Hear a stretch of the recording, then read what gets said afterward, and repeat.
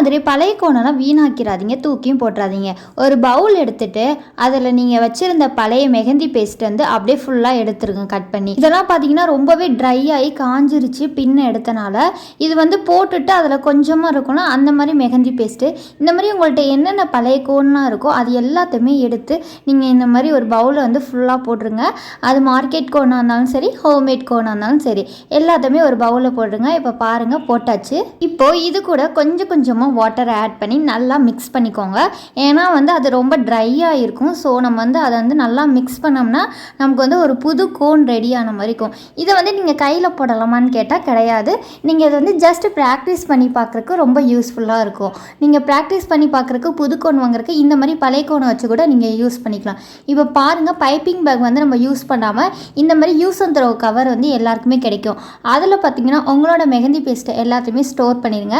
Piping பேக்லாம் இதுக்காக நம்ம யூஸ் பண்ணோம்னா வேஸ்ட் ஆகும். ஸோ ஒரு பைப்பிங் பேக்கும் நம்ம காசு போட்டு தான் வாங்கணும். அதனால நம்ம பைப்பிங் பேக்கை வந்து வீணாக்காமல் இந்த மாதிரி கவரில் வந்து நம்ம போகலாம். இப்போ பவுலில் வந்து கொஞ்சம் கூட வீணாக்காமல் எல்லா பேஸ்ட்டையும் எடுத்துக்கிட்டேன்.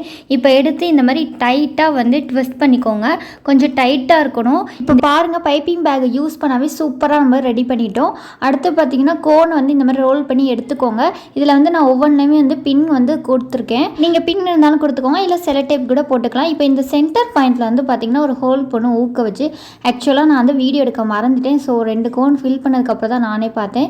இந்த மாதிரி எடுத்துக்கோங்க. எடுத்துகிட்டு நம்ம வந்து கோன் ஹோல்டரில் வச்சு ஃபுல்லாக வந்து பேஸ்ட்டை ஃபுல்லாக எடுத்து நம்ம வந்து ஒவ்வொரு கோன்லையும் ஃபில் பண்ணுறோம். எனக்கு 3 கோன் வந்து கிடச்சிருக்கு. இப்போ வந்து செலோ டேப் போட்டு நீட்டாக சீல் பண்ணுங்கள். இந்த சீல் பண்ணுறது பார்த்தீங்கன்னா உங்களுக்கு வந்து பர்ஃபெக்டாக பண்ணணும். அப்போ தான் கரெக்டாக கோன் ஷேஃப் வந்துடும். இந்த சீலிங் மெத்தட் வந்து எனக்கு ரொம்பவே பிடிக்கும். அழகாக செலோ டேப்பு போட்டு நீட்டாக சீல் பண்ணி 2 பக்கம் ட்விஸ்ட் பண்ணி அதை ஒரு டைட்டாக வந்து நம்ம கட்ட விரலால் பிடிச்சி நீட்டாக போடுவோம் பாருங்கள். அப்போ சூப்பராக இருக்கும் பார்க்குறக்கே. நம்மளும் ஒரு கோன் ரெடி பண்ணுறோமே அப்படின்ற தோணும்.